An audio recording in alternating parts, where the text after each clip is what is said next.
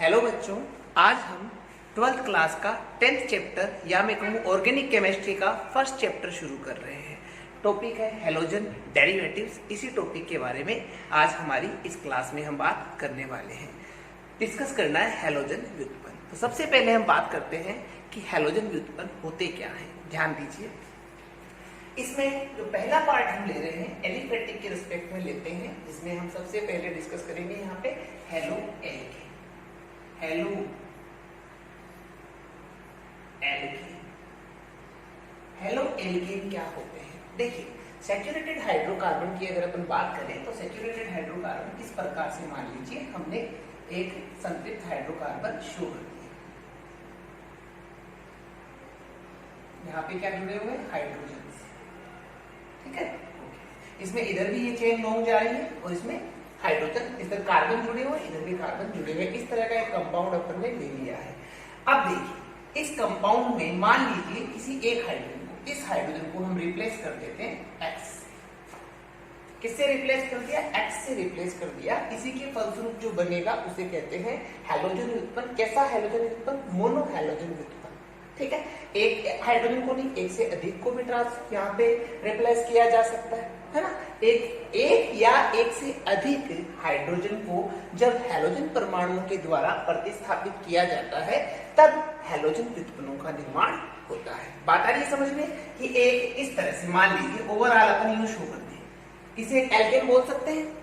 अब इस एल्केन में मान लीजिए इस हाइड्रोजन को हम X से रिप्लेस करें, हैलोजन से रिप्लेस करें, तो हमारा यहाँ पे जो प्रोडक्ट बनेगा वह बनेगा RX। इसे क्या कहेंगे? एल्किल हैलाइड, एल्किल हैलाइड और हेलो एल्केन। ठीक है, एल्किल हैलाइड और हेलो एल्केन इसे हम कहेंगे। ओके, यहाँ तक की बात आ गई समझ में कि हेलो एल्केन क्या होंगे? एल्केन ही थे, पर जब एल्केनों में एक हाइड्रोजन को या एक से अधिक हाइड्रोजनों को जब एक्स परमाणु हैलोजन परमाणु के द्वारा रिप्लेस किया गया तब हेलो एल्केनों का निर्माण हुआ। तो अब देखिए यहाँ पे किस किस टाइप के हमें हेलो एल्केन डिस्कस करने, उसके बारे में हम बात करेंगे। तो सबसे पहले हम यहाँ पे डिस्कस करते हैं नामकरण और क्लासिफिकेशन। ठीक है, ओके। देखिए, नामकरण और क्लासिफिकेशन की बात करें तो यहाँ पे नामकरण इनका IUPAC नामकरण किस प्रकार से किया जाता है वो बात करें। सबसे पहले IUPAC नामकरण, IUPAC नाम में इनको लिखने के लिए एक थीम ध्यान में रखी जाती है। लिखते हैं हेलो, हेलो किसके साथ लिखेंगे? विद पोजीशन, विद पोजीशन, स्थिति के साथ में। स्थिति के साथ में क्या लिखेंगे? हेलो, और फिर आगे क्या लिख देंगे? एल्केन। हेलो, आगे क्या लिख देंगे? एल्केन। एग्जांपल लेते हैं इसको समझने के लिए। देखिए, उदाहरण के तौर पे इस तरह से हमें एक कंपाउंड दिया गया है। ठीक है, इसमें मान लीजिए यहाँ पे क्या लगा हुआ है? क्लोरीन लगा हुआ है। इसका नाम हमें लिखना है, तो नाम कैसे लिखेंगे? सबसे पहले हम इस हैलोजन को एक्सप्लेन करेंगे विद पोजीशन, स्थिति के साथ इस जेल को हम यहाँ पे शो करेंगे और उसके पश्चात हम एल्केन का नाम लिखेंगे। तो यहाँ पे देखिए, देख लीजिए सीरीज कितने कार्बन की है? 3 कार्बन की, मीन्स 1 2 3। और क्लोरीन कौन से कार्बन पे जुड़ा हुआ है? 2 नंबर कार्बन पे जुड़ा हुआ है। तो नाम क्या दे देंगे? 2 क्लोरो प्रोपेन, ये इनका नाम होगा। बात आ रही है समझ में कि पहले हम क्या लिखेंगे? Hello with position. हेलो क्या हो सकता है? फ्लोरो, क्लोरो, ब्रोमो, आयोडो, हेलो हो सकता है। उसके बाद में आपको लिखना है एल्केन, और एल्केन कौन बताएगा आपको? कि जितने नंबर का कार्बन हो, जितने कार्बन परमाणु यहाँ पे प्रेजेंट हो, उसी संख्या के अकॉर्डिंग आप एल्केन का निर्धारण करते हैं। जैसे यहाँ पे 3 कार्बन वाली श्रृंखला, इसमें क्या नाम दे दिया आपने? यहाँ पे प्रोपेन। ठीक है, इस प्रकार से इसका नामकरण किया जाता है। ओके, बात आ रही है समझ में। अब अपन इसका क्लासिफिकेशन डिस्कस करते हैं, वर्गीकरण किस प्रकार से किया जाता है। देखिए, सबसे पहले यहाँ पर डिस्कस करते हैं अपन क्लासिफिकेशन, वर्गीकरण। वर्गीकरण, क्लासिफिकेशन, वर्गीकरण किसका? हैलोजन व्युत्पन्नों का वर्गीकरण। देखिए किस प्रकार से करेंगे। सबसे पहले अपन यहाँ पे आधार लेते हैं हैलोजन परमाणु की संख्या के आधार पर। पहला अपन टाइप क्या लेते हैं यहाँ पे, हैलोजन परमाणुओं की संख्या के आधार पर। हैलोजन परमाणु की संख्या के आधार पर हम इसे किस प्रकार से क्लासिफाई कर सकते हैं वो हम यहाँ पे ध्यान देते हैं। तो इसमें अपन कुछ एक एग्जांपल लेके इसे समझने की कोशिश करते हैं। देखिए सबसे पहले हम यहाँ पे लिख देते हैं CH3Cl, फिर हम यहाँ पे लिख देते हैं CH2Cl2, उसके पश्चात हम ले लेते हैं एग्जाम्पल CHCl3 और फिर हम ले लेते हैं CCl4।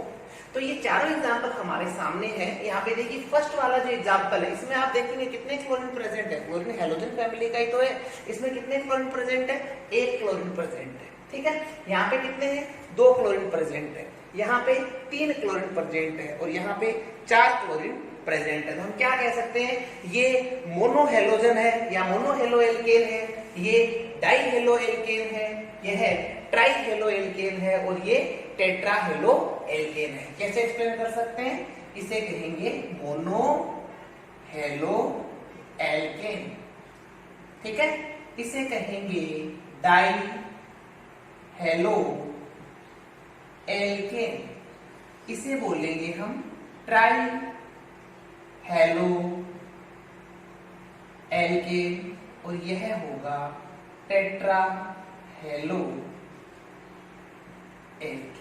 ठीक है, मोनोहेलोएल्केन, डाइहेलोएल्केन, ट्राइहेलोएल्केन और टेट्राहेलोएल्केन।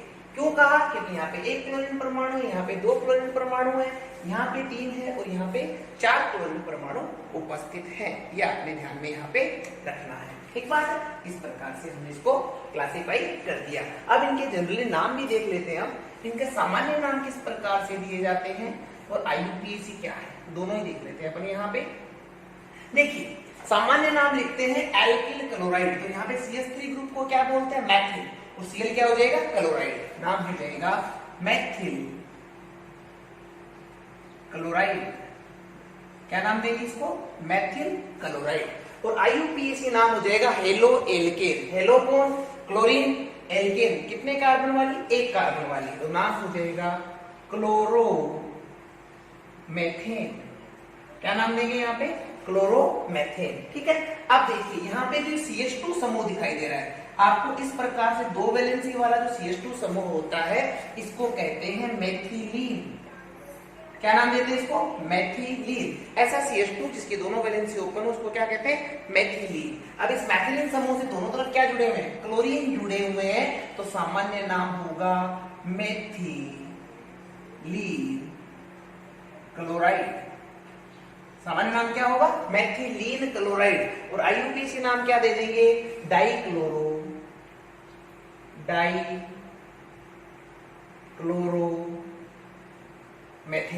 हेलोएल्केन है ना, हेलो कितने हेलो, 2, डाइक्लोरोमेथेन। इसी प्रकार से CHCl3, इसे सामान्य नाम किसको कहा जाता है, क्लोरोफॉर्म। इसका सामान्य नाम क्या है, क्लोरोफॉर्म। और IUPAC नाम क्या हो जाएगा, कितने हेलो, 3 क्या, क्लोरो, ट्राई क्लोरोमेथेन,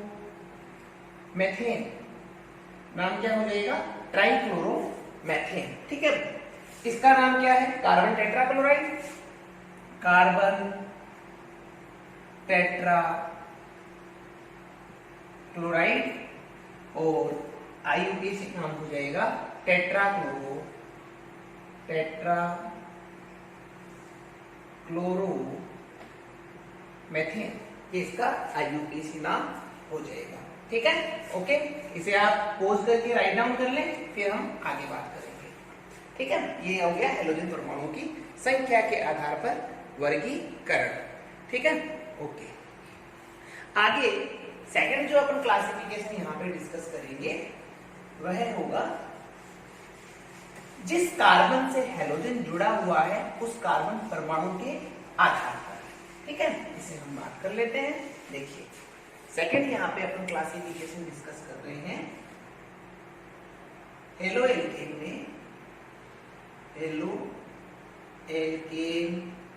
में जिस कार्बन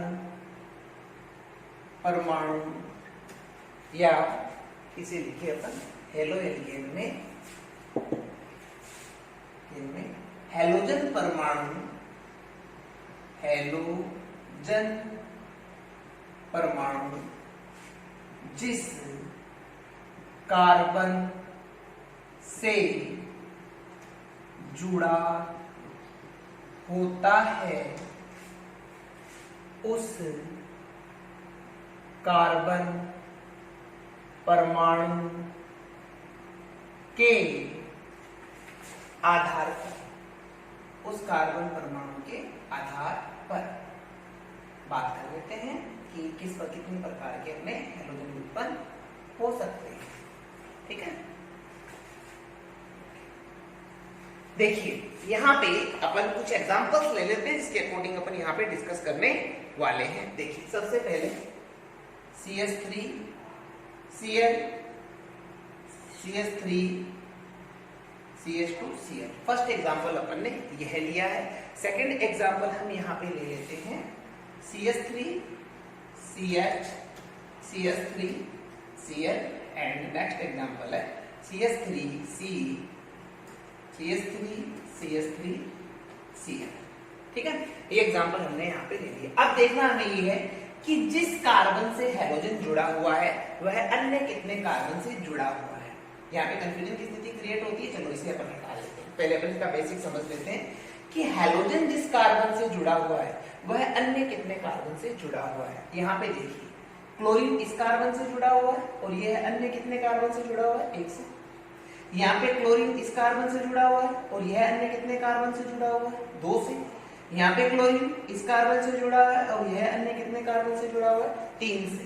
तो यहाँ पे अलग अलग तरह के कार्बन परमाणु है ना, यहाँ पे ये एक से जुड़ा हुआ है जबकि ये दो से जुड़ा हुआ है, ये कितने से जुड़ा हुआ है, तीन से जुड़ा हुआ है। इसलिए यहाँ पे इसे अपन कहेंगे प्राथमिक हेलो एल्केन, प्राथमिक हेलो एल्केन। प्राथमिक क्यों कह रहे हैं, क्योंकि जिस कार्बन से क्लोरीन जुड़ा हुआ है वह अन्य एक कार्बन से जुड़ा हुआ है। इसी प्रकार से इसे क्या कहेंगे, द्वितीयक। द्वितीयक क्यों कहेंगे, क्योंकि यह अन्य कार्बन दो अन्य कार्बन से जुड़ा हुआ है। जिस कार्बन से ये क्लोरीन जुड़ा हुआ है वह अन्य दो कार्बन से जुड़ा हुआ है, इसलिए कहेंगे द्वितीयक हेलो एल्केन। ठीक है, इसी प्रकार से यहाँ पे देख लीजिए यह अन्य कितने कार्बन से जुड़ा हुआ है, हैलोजन अपना कौन है, क्लोरीन। क्लोरीन जुड़ा हुआ है इस कार्बन से, यह अन्य कितने कार्बन से जुड़ा हुआ है, 1 2 3। तो इसको क्या कह देंगे, तृतीयक हेलो एल्केन। ठीक है, इस प्रकार से अपन इस कार्बन परमाणु के आधार पे भी इसे क्लासिफाई कर सकते हैं। इसे पोज करके ये वाला भी आप जो क्लासिफाई करा अपन ने इसको राइट डाउन करिए, फिर नेक्स्ट बात करते हैं। नेक्स्ट अपन टॉपिक ले रहे हैं एलिलिक हैलाइड। थर्ड अपना टॉपिक होगा एलिलिक हैलाइड, इसके बारे में हम बात करेंगे। Allylic halide, third allylic halide, इसके बारे में हम यहाँ पे बात करने वाले हैं। देखिए एलिलिक हैलाइड पढ़ने के लिए अपने को सबसे पहले एलिल के बारे में पता करना होगा कि एलिल होता क्या है। सबसे पहले हम देखेंगे कि एलिल क्या होता है। इसे सीखने के लिए क्या पता करें, पहले एलिल, व्हाट इज एलिल। ठीक है, तो एलिल क्या है, देखिए इस वाले को CH2 डबल बॉन्ड CH2P, इस ग्रुप को क्या कहते हैं, एलिल कहते हैं। यानी एक कार्बन है जो डबल बॉन्ड से जुड़ा हुआ है CH2P, ये ग्रुप अगर प्रेजेंट है तो इसे आप क्या कहेंगे, एलिल। और अगर इस एलिल में इस वाले कार्बन को का जो एक हाइड्रोजन है उसको रिप्लेस कर दे या उस संयोजकता को खुला छोड़ दे। यहाँ देखिए इसको यूं लिख सकता हूं मैं, CH डबल बॉन्ड CH2। अगर अपन इस वैलेंसी को ओपन छोड़ दें तो अब ये क्या कहलाएगा, एलिलिक। अब ये समूह क्या कहलाएगा, एलिलिक। यानी यहाँ पे जो H था उस H को मैं यहाँ पे लगा दूं और एक वैलेंसी एक खुली छोड़ दूं, अब ये कहलाएगा एलिलिक। ये क्या है, एलिल। ये क्या है, एलिलिक। एलिल से ही एलिलिक बना है। कैसे बना है, इस वाले हाइड्रोजन को रिप्लेस करने पर एलिलिक का निर्माण हुआ है। यानी यह समूह जहां भी प्रेजेंट होगा हम कह देंगे कि एलिलिक समूह है, जबकि इसे क्या कहेंगे, एलिल समूह है कहेंगे। इसको एग्जांपल से समझने की कोशिश करते हैं। देखिए सबसे पहले एग्जांपल लेते हैं अपन यहाँ पे CH2 डबल बॉन्ड CH2Cl। क्या इस एग्जाम्पल में एलिल समूह है या एलिलिक समूह प्रेजेंट है? देख लीजिए, क्या इसे अपन एलिल बोल सकते हैं? ये एलिल तो है, और एलिल के साथ में कौन जुड़ गया, क्लोरीन। ये तो है एलिल, एलिल से कौन जुड़ गया, क्लोरीन, इसलिए इसका जो सामान्य नाम होगा वह होगा एलिल क्लोराइड। इसका सामान्य नाम क्या लिखेंगे आप, एलिल क्लोराइड। ठीक बात है, एलिल क्लोराइड। जबकि IUPAC नाम क्या लिखेंगे, देखिए IUPAC भी इसका लिख देते हैं। IUPAC नाम क्या होगा, 1 2 3, ये तो हो गया इसका अंतर, क्योंकि फंक्शनल ग्रुप को मिनिमम जो नंबर है वो मिलेगा, तो आप इसका क्या नाम लिख देंगे, IUPAC 3 क्लोरो प्रोप 1 इन। ये आपने ध्यान में रखना है, क्योंकि मैं आपको बता दूं कि बोर्ड एग्जाम में डायरेक्ट आपसे 1 नंबर का प्रश्न पूछता है कि एलिल क्लोराइड का IUPAC नाम लिखिए, तो वहां पे एलिल क्लोराइड आपको केवल इतना मिलेगा। अब वहां पे आपको क्या ध्यान रखना है, ये वाला समूह कौन सा है, एलिल। एलिल आपको ध्यान में रखना है, किसको कहते हैं, CH2 डबल बॉन्ड CH2, इसको एलिल बोलते हैं। आगे क्या लगा, क्लोराइड, यहाँ Cl लगा दीजिए, और उसके पश्चात आपको क्या करना है, इसका IUPAC नाम लिखना है, जो कि होगा 3 क्लोरो प्रोप 1 इन। तो ये कौन से समूह हो गए, एलिल के अंतर्गत अपन इनको डिस्कस करने वाले हैं। आ रही है बात समझ में? ओके, नेक्स्ट अपन एक एलिलिक का एग्जांपल यहाँ पे ले लेते हैं। देखिएगा, एलिलिक में ये उदाहरण हमने दिया है, क्या इसको एलिलिक बोल सकते हैं? देखिए Cl, यहाँ पे क्या उपस्थित है, कार्बन,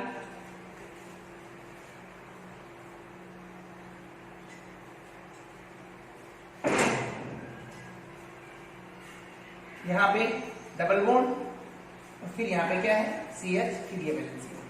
देखिए इस समूह को आप एलिलिक बोल सकते हैं क्या? देखो मैच करो उसको, CH2 एक ओपन वैलेंसी, इसमें कार्बन जुड़ा हुआ है, डबल बॉन्ड तो नहीं हुआ ना, इससे कंपेयर करो, ये CH2, ये CH का CH, और ये CH, और ये ओपन वैलेंसी। तो इतने समूह को आप क्या कहोगे, एलिलिक। ये आपका एलिलिक का एग्जांपल है। और इसका अगर आपको नाम लिखने का बोले, IUPAC नाम का बोले, तो आप IUPAC नाम क्या लिख देंगे यहाँ पे, दिस इज 1 2 3, क्या नाम लिखेंगे, 3 क्लोरो साइक्लोहेक्सीन है ना ये, 3 क्लोरो साइक्लो हेक्स 1 इन। ठीक है, तो ये आपका एलिल के अंतर्गत हमें डिस्कस करना है। अब देखिए एलिल को अगर अपन हाइब्रिडाइजेशन के अकॉर्डिंग अगर एक्सप्लेन करना चाहें तो क्या कह सकते हैं, पहले आप पॉज करके इन एग्जांपल को उतारिए, फिर अपन बात करते हैं कि इस एलिल को हाइब्रिडाइजेशन के अकॉर्डिंग अपन किस प्रकार से एक्सप्लेन कर सकते हैं। देखिए ध्यान दीजिए यहाँ पे कि अपन ने जो एलिल समूह बोला है वह है CH3 CH2, यहाँ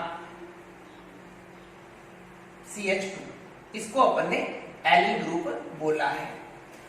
यहाँ पे ये क्या जोड़ दिया हमने, हैलोजन जोड़ दिया।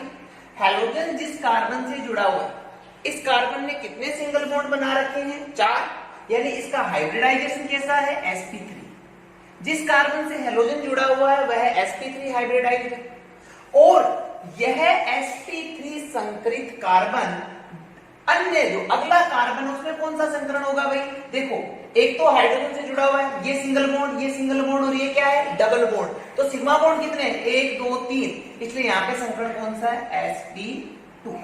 यानी हैलोजन जिस कार्बन से जुड़ा हुआ है वह तो sp3 संकरित है, परंतु यह sp3 संकरित कार्बन आगे sp2 संकरित कार्बन से जुड़ा हुआ होता है। ये स्पेसिफिसिटी है। अभी जो एग्जाम हुआ है 2020 में, वहां पे इस तरह के संकरण पूछे गए हैं। इस कार्बन का संकरण क्या है, इस कार्बन का संकरण क्या है, तो आपने ध्यान में रखना है। यहाँ पे इस कार्बन का संकरण sp3 है और यहाँ पे कार्बन का संकरण क्या होगा, sp2। तो ये आपका एलिल ग्रुप, यानी एलिल में क्या है, हैलोजन sp3 संकरित कार्बन से जुड़ा हुआ है। फिर आगे की अपन बात करें तो यह sp3 संकरित कार्बन आगे किससे जुड़ा हुआ है, sp2 संकरित कार्बन से जुड़ा हुआ है। संकरण 11th में आपको बताया हुआ है। अगर 4 सिग्मा बंध हो sp3, 2 इस तरह से, 3 सिग्मा हो, 1 सिग्मा, 2 सिग्मा, ये 3 और ये कौन सा हो गया, पाई। 3 सिग्मा हो तो sp2। अगर इस तरह से व्यवस्था हो, कितने सिग्मा, 1 सिग्मा, 2 सिग्मा और ये दोनों क्या हो गए, पाई। इस तरह से 2 ही सिग्मा उपस्थित हो तो क्या होता है, sp संकरण। ठीक है, ये आप ध्यान में रखिएगा कि एलिलिक हैलाइड में एग्जाम्पल इंपॉर्टेंट है, एग्जाम में पूछा जा सकता है। नेक्स्ट हम यहाँ पे एग्जाम्पल लेने वाले हैं बेंजीलिक हैलाइड। फोर्थ हमारा यहाँ पे होगा बेंजीलिक हैलाइड।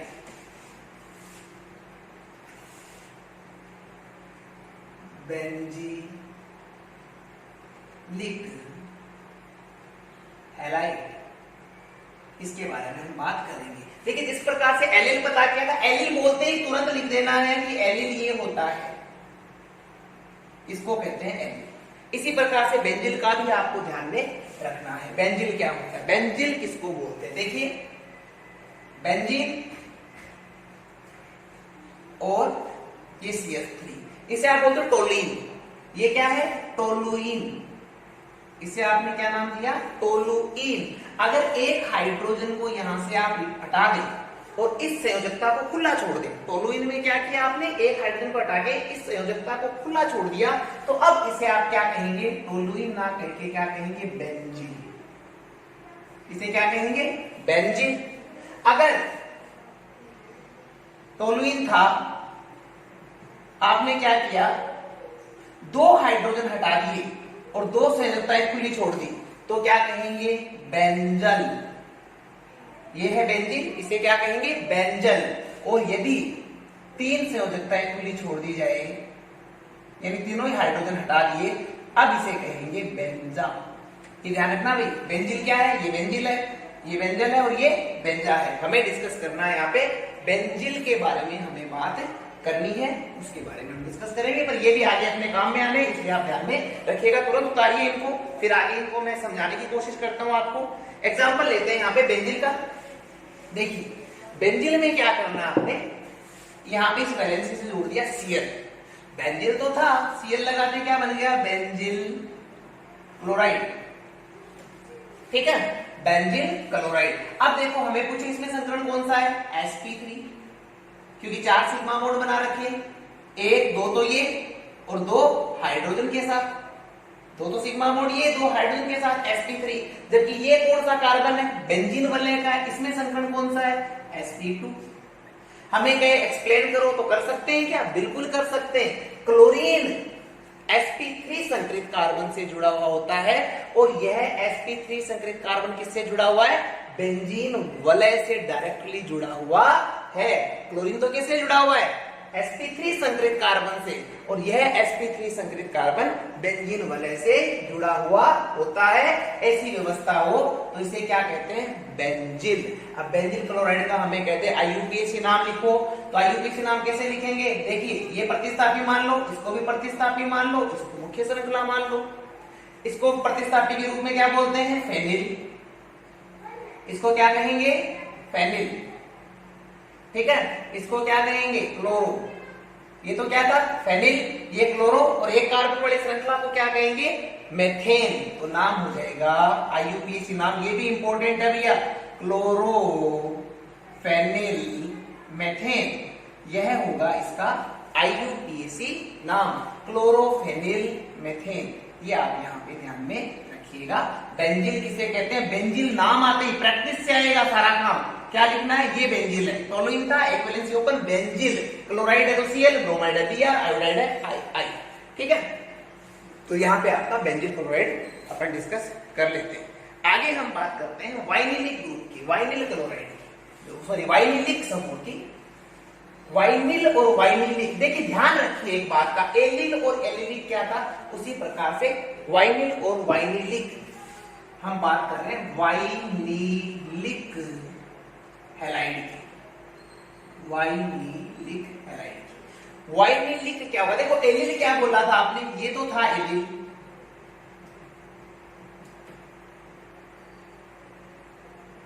इसको आपने क्या बोला था, एलिल। और अगर यहां से हाइड्रोजन हटा दे और वैलेंसी ओपन कर दे तो क्या हो गया, एलिलिक। इसी प्रकार से वाइनिलिक की हम यहां पे बात करते हैं। वाइनिलिक में क्या होगा, देखिए यहां पे इस वाले ग्रुप को बोलते हैं वाइनिल, यह क्या है, वाइनिल, ठीक है, यह है वाइनिल। और वाइनिल अगर ये है तो जैसे इस हाइड्रोजन को हटा के इस वैलेंसी को ओपन छोड़ देंगे तो ये क्या बन जाएगा, वाइनिलिक।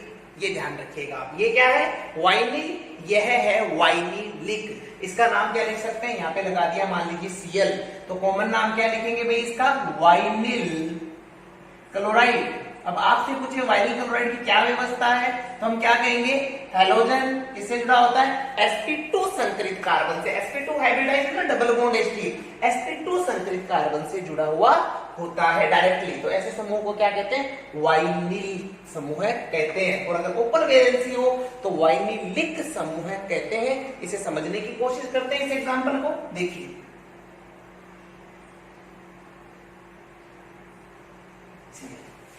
क्लोरीन, ये जुड़ा हुआ है, किससे जुड़ा हुआ है, डायरेक्ट डबल बॉन्डेड कार्बन से। डायरेक्ट किससे जुड़ा हुआ था, क्लोरीन, किससे जुड़ा है, ये किससे जुड़ा है, डबल बॉन्डेड कार्बन से। यहाँ पे क्या है, कार्बन ही तो है, यहाँ पे कार्बन है। जिस कार्बन से क्लोरीन जुड़ा हुआ है वह डबल बॉन्डेड है, जिस कार्बन से क्लोरीन जुड़ा हुआ है वह डबल बॉन्डेड है। तो यहाँ पे इस वाले समूह को क्या कहेंगे, वाइनिल नहीं बोल सकते हैं, वाइनिल तो ये है।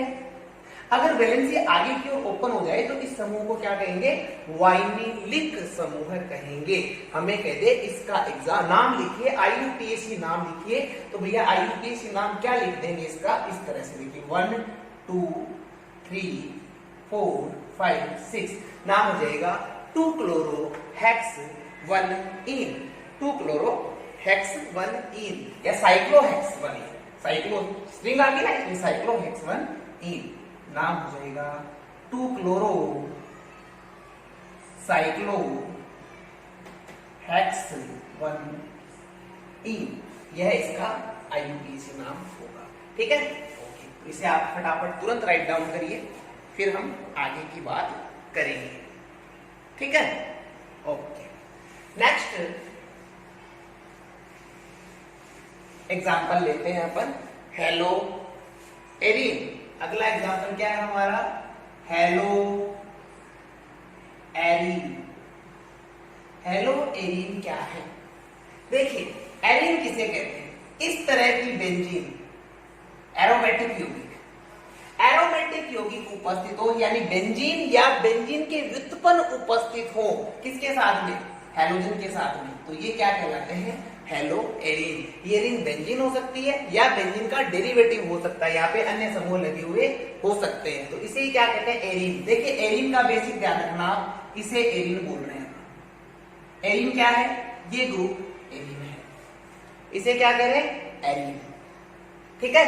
अब यहाँ पे हेलोजन उपस्थित हो गया, किसको जोड़ दिया यहाँ पे, एक्स को, तो क्या नाम देंगे, हेलो एरिन। हेलो एरिन, जैसे क्लोरीन होगा तो क्या कह दोगे, क्लोरो एरिन, ठीक है ना।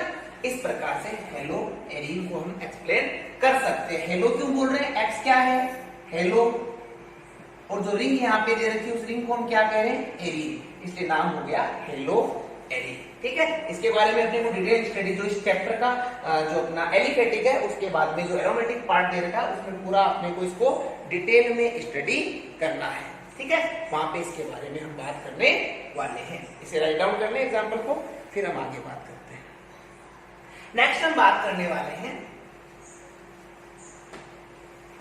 जो हेलो एल्केनो में CX आबंध होता है उसकी प्रकृति के बारे में। हेलो एल्केनो में CX आबंध की प्रकृति, हेलो एल्केनो में CX आबंध की प्रकृति किस प्रकार की होती है। यहाँ पे अपन एग्जांपल ले रहे हैं मेथिल क्लोराइड CH3Cl, ये हमने यहाँ पे एग्जांपल पिक किया है। देखिए कार्बन है, एक हाइड्रोजन जुड़ा हुआ है, 2 3 हाइड्रोजन, और यहाँ पे क्या जुड़ा हुआ है Cl। यह है आपका मेथिल क्लोराइड, ठीक है। अब यहाँ पे ध्यान दें आप लोग, कार्बन ने कितने बंध बना रखे हैं, 4 बंध बना रखे हैं। चारों कैसे बॉन्ड है, सिग्मा, यानी कार्बन का यहाँ पे हाइब्रिडाइजेशन क्या है, sp3 संकरण है। मींस sp3 संकरण में जो स्ट्रक्चर बनती है, शेप, या यहाँ पे मेरे को ज्योमेट्री कैसी बनेगी, टेट्राहेड्रल, चतुष्फलकीय बनेगी ना। sp3 में चतुष्फलकीय बनेगी, तो चलो चतुष्फलकीय कार्बन के कक्षक बनाते हैं अपन, टेट्राहेड्रल कक्षक यहाँ पे अपन शो करते हैं। इसी तरह से होता है टेट्राहेड्रल। ये किसके चतुष्फलकीय कक्षक है, कार्बन की। कार्बन का एक sp3 संकरित कक्षक, दूसरा, तीसरा और चौथा, 4 कक्षक यहाँ पे बने हुए बन गए इस कार्बन के। अब कार्बन जुड़ा हुआ किससे है, 1 2 और 3 हाइड्रोजनों के साथ जुड़ा हुआ है। तो हाइड्रोजन के यहाँ पे कौन से कक्षक अतिव्यापन करेंगे, देखिए बॉन्ड बन रहा है सिग्मा, इसलिए अतिव्यापन कैसा होगा, अक्षीय। अतिव्यापन यहाँ पे कैसा होगा, अक्षीय। और हाइड्रोजन के पास कौन से कक्षक है, S कक्षक, ऐसी तो है हाइड्रोजन के पास में, तो यहाँ पे S कक्षक अतिव्यापन करेंगे तो कैसा बॉन्ड बनेगा, सिग्मा बॉन्ड। ये देखिए 3 sp3 संकरित कक्षक से अतिव्यापन करा और क्या बना लिया, सिग्मा बॉन्ड। अब एक जो कार्बन के पास में शेष जो sp3 संकरित कक्षक बचा है, वह किसके साथ में अतिव्यापन करेगा, क्लोरीन के p कक्षक के साथ में। क्लोरीन का जो तीसरा p कक्षक है, क्लोरीन में बात करें अपन तो क्लोरीन का जो वैलेंस शेल है उसका विन्यास क्या है, 3p2 3p5। लिख के देख लीजिए चाहे आप, 3s2 3p5। यहाँ पे जो एक कक्षक के आयुनिक इलेक्ट्रॉन वाला है, यह p कक्षक इस कार्बन के sp3 संकरित कक्षक के साथ अतिव्यापन करेगा। इस चीज का आप ध्यान रखिएगा कि यह अतिव्यापन कैसा होगा, अक्षीय होगा। कौन कर रहा है, p कक्षक कर रहा है। p कक्षक हमसे पूछे शेप कैसी होती है, तो p कक्षक की शेप होती है डम्बलाकार, डम्बल शेप। तो डम्बल शेप कक्षक यहाँ पे अतिव्यापन करेगा ये वाला। ये कौन है भी, क्लोरीन परमाणु। ये भी कौन सा बॉन्ड बन गया, सिग्मा बॉन्ड। अब देखिए क्या कार्बन और क्लोरीन की इलेक्ट्रोनेगेटिविटी में डिफरेंस है क्या कार्बन और जो कार्बन और क्लोरीन की विद्युत ऋणता है वो समान है क्या, इस तरह से शो करते हैं हम। यहाँ पे इन दोनों की इलेक्ट्रोनेगेटिविटी समान नहीं है, या यहाँ पे हम ओवरऑल में एक्स भी शो कर सकता हूँ। क्लोरीन कौन है, हैलोजन है, ये तो अपन ने एग्जांपल लिया था। इस तरह से इसका कक्षक बनेगा, कक्षीय व्यवस्था हो गई। अब यहाँ पे कौन जुड़ा हुआ है, एक्स जुड़ा हुआ है। क्या इन दोनों की इलेक्ट्रोनेगेटिविटी सेम नहीं है, तो जो साजिश युग्म वो किसकी तरफ शिफ्ट हो जाएगा, हैलोजन की तरफ। तो हैलोजन पे क्या आएगा, पार्शियल नेगेटिव। कार्बन पे क्या आएगा, पार्शियल पॉजिटिव। इस प्रकार से अणु कैसा हो गया, ध्रुवीय अणु। जो यहाँ पे हेलो एल्केन का अणु होता है वो किस प्रकार का अणु होता है, ध्रुवीय अणु होता है। और इस ध्रुवणता की अगर अपन बात करें तो जैसे जैसे विद्युत ऋणता में कमी आएगी, ये ध्रुवणता भी कम होती जाएगी। जैसे जैसे विद्युत ऋणता में कमी आएगी, ध्रुवणता में क्या आती जाएगी, कमी आती जाएगी। जैसे एग्जांपल लें अपन CH3Cl, CH3Br और CH3I। हमसे पूछा जाए सबसे अधिक ध्रुवण किसमें होगा, तो सबसे अधिक ध्रुवण किसमें होगा, क्लोरीन में। फिर उससे कम किसमें होगा, आयोडीन में। यहाँ पे क्लोरीन मेथिल क्लोराइड है, क्लोरीन की इलेक्ट्रोनेगेटिविटी सबसे ज्यादा है, तो यहाँ पे CH3Cl का जो पोलराइजेशन है, ध्रुवण है, वो सबसे अधिक होगा। और CH3I का यहाँ पे ध्रुवित सबसे कम होगा। और ये हमें पता भी चलता है द्विध्रुव आघूर्ण के आंकड़ों से, क्योंकि म्यू की वैल्यू आपको याद रखने की कोई जरूरत नहीं है, पर देख लीजिएगा थोड़ा सा। जैसे मेथिल क्लोराइड के लिए कितनी होती है, 1.86 डिवाई, मेथिल ब्रोमाइड के लिए 1.79 डिवाई, और मेथिल आयोडाइड के लिए 1.62 डिवाई। म्यू द्विध्रुव आघूर्ण, म्यू क्या है, द्विध्रुव आघूर्ण। और द्विध्रुव आघूर्ण का मान जितना ज्यादा होगा वह अणु उतना ही अधिक ध्रुवित होगा। अब यहाँ पे देखिए CH3Cl क्या है, सबसे अधिक ध्रुवित है।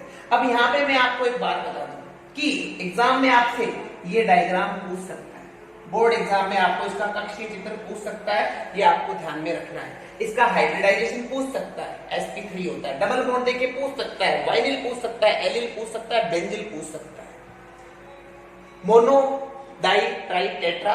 ध्यान में रखिएगा, बेसिक इंफॉर्मेशन है, इंट्रोडक्शन भर अपन ने आज की क्लास में किया है। नेक्स्ट क्लास में हम इसी टॉपिक में जो फॉर्मेशन, मेथड ऑफ फॉर्मेशन है, बनाने की विधियां हैं, उनके बारे में बात करेंगे। तो आप इस मैटर को पढ़ते रहिए, नोट्स बनाइए, आपकी कॉपी चेक की जाएगी, नोट्स आपके पास मेंटेन होने चाहिए। इसके अलावा आपकी अटेंडेंस हमारे पास कंटिन्यूअस रहती है कि आपने कितना टाइम क्लास ली है, तो इसलिए आप पूरी क्लास लीजिए। जिस किसी की भी क्लास में ये एरर आता है तो उसके बाद में रिपोर्ट ली जाएगी। Thank you very much, wish you all the best.